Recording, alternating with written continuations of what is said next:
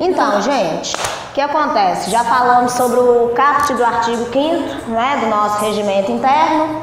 E agora, então, vamos iniciar os parágrafos, tá? Vamos lá. Artigo 5º, parágrafo 1º.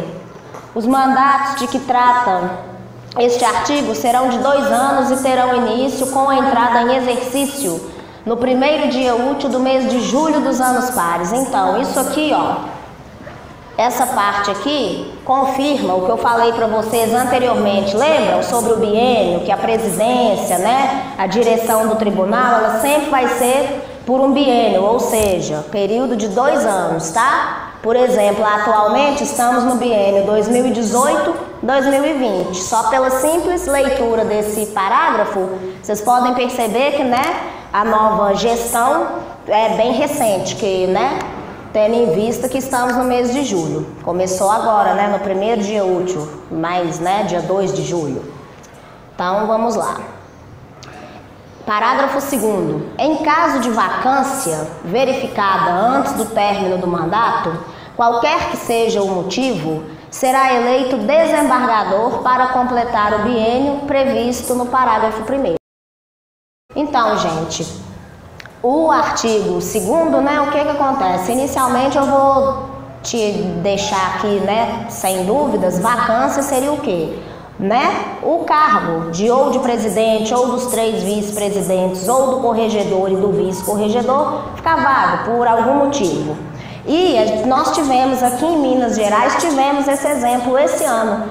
Nesse ano, em março desse ano, o nosso presidente, ele faleceu e aconteceu exatamente essa hipótese aqui, ó. Foi eleito um desembargador para completar o biênio 2014-2016. Então, recentemente tivemos esse exemplo, tá?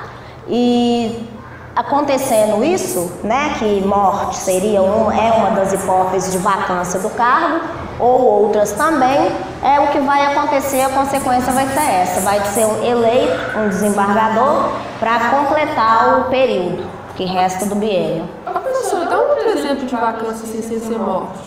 Por exemplo, aposentadoria sim, por invalidez. Quando o servidor ele é aposentado, entendeu? Ele não vai mais poder trabalhar por, né, superveniência de alguma, né, doença, então ele sendo aposentado por invalidez, o cargo fica vago. Vamos lá. Artigo 6º. O presidente, os vice-presidentes, o corregedor-geral de justiça e o vice-corregedor tomarão posse conjuntamente em sessão solene do Tribunal Pleno. O que significa dizer isso? Os cargos, né? Vamos relembrar. Os cargos de direção do Tribunal de Justiça, que é o presidente, os 3 vice-presidentes, o corregedor-geral de justiça e o vice-corregedor, a sessão que eles tomarão posse, além deles tomarem posse conjuntamente, será numa sessão solene de um dos órgãos do Tribunal de Justiça, que a gente chama de Tribunal Pleno. Outro tópico também que a gente vai explicar, tá? No momento oportuno. Parágrafo 1º. No ato da posse, o empossando prestará o seguinte compromisso: prometo desempenhar leal e honradamente as funções de presidente do Tribunal de Justiça, né, se for dependendo do caso, primeiro vice-presidente, por isso que está entre parênteses aqui, ó, porque, né, de acordo com o cargo, ele vai falar. Se for o primeiro presidente, ele vai falar desempenhar leal e honradamente as funções de primeiro vice-presidente, né, entenderam? Segundo vice-presidente, terceiro vice-presidente, corregedor-geral de justiça ou vice-corregedor. Respeitando a Constituição da República, a Constituição do Estado de Minas Gerais, as leis e o regimento interno do Tribunal. Essa é a fala, tá? Que eles têm que falar no ato da posse, facultando-se ao empossando a quem está tomando posse, inserir a expressão sob a proteção de Deus, antes do verbo desempenhar. Então, no caso, né, se quiser, o empossando, o cidadão que está tomando posse, ele pode falar: Prometo, sob a proteção de Deus, desempenhar leal e honradamente, né, e o restante da fala. Parágrafo 2º. Em livro especial será lavrado termo de posse e exercício, que será lido pelo secretário e assinado pelo presidente da sessão e pelos empossados. Então, né, ao final não, desde o início da posse, no final da sessão solene que ocorreu a posse, haverá esse livro especial que ele será assinado, né?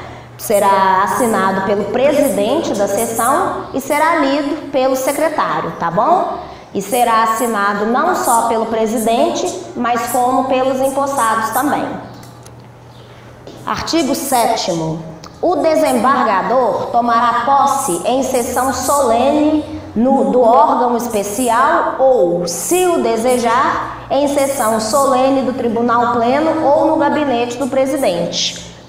Então, o desembargador, ele tem, né, 3 opções. Ele tomará, em regra, ele vai tomar posse em sessão solene do órgão especial.